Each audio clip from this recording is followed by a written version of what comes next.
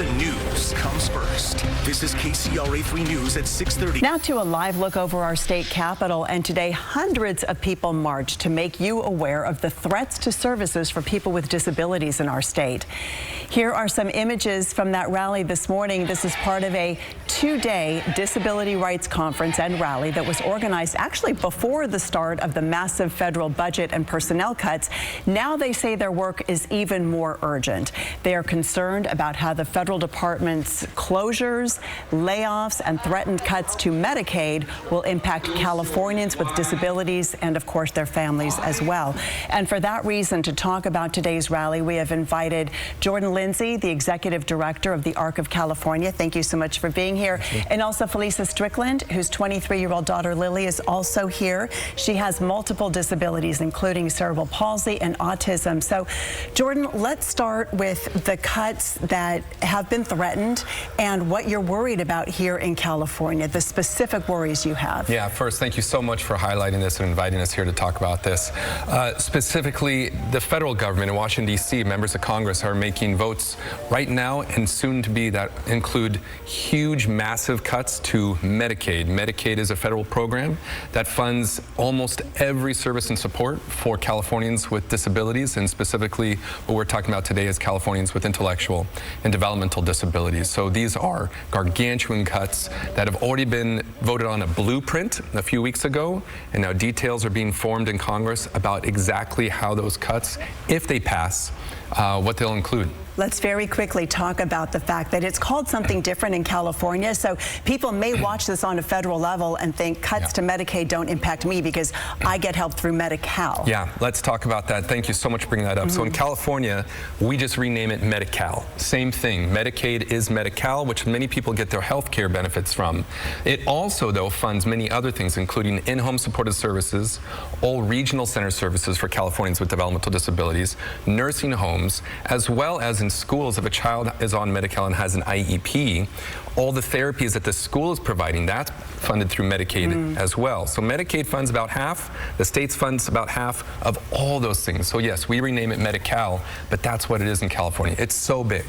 So Felisa, a lot of times as this is being reported, it's reported in big numbers, but all of these things have very human impacts, which is why we wanted to ask you about what might happen if these cuts go through as the blueprint shows they could. Well, thank you for having me, and thank you for bringing up this topic and sharing today. Everything that Jordan just mentioned affects my daughter's life and affects our family. All the services that Lily receives are paid for through Medi-Cal, whether it be her day program, her health insurance, her ABA therapy, and her IHSS, which is the care that I provide for her.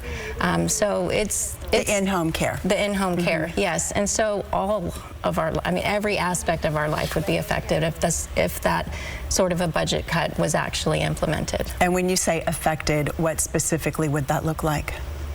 Well, it would affect our income greatly in terms of, we could literally find ourselves with not being able to afford to stay where we live, depending on what the cuts might be for her program, I don't know what would be available to her.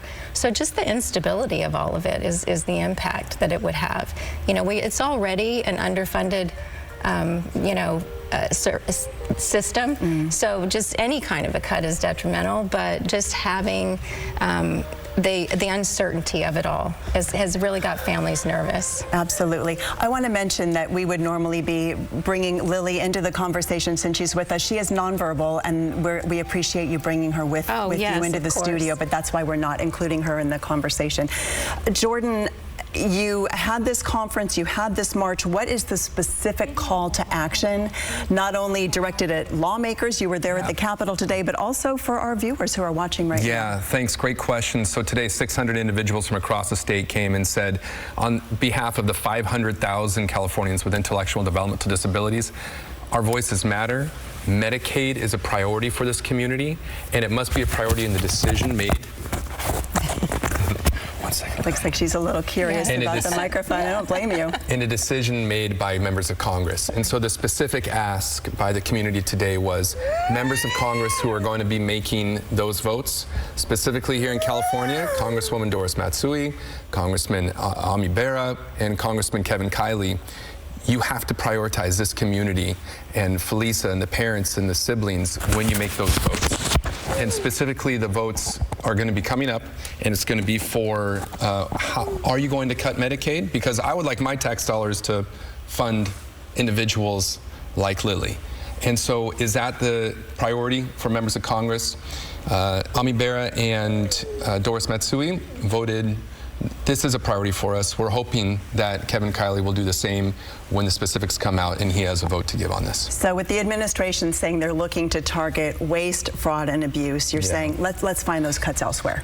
It's laughable to think that they can find, don't buy into the waste, fraud, and abuse message, because the amount of cut they're talking about is not any type of waste, fraud, and abuse. It is taking services away. There's no way to get to that amount through waste, fraud, and abuse. All right, Jordan, Felisa, and Lily, thank you all for joining us. Thank you. Golston, back to you. All right, thanks for that, guys.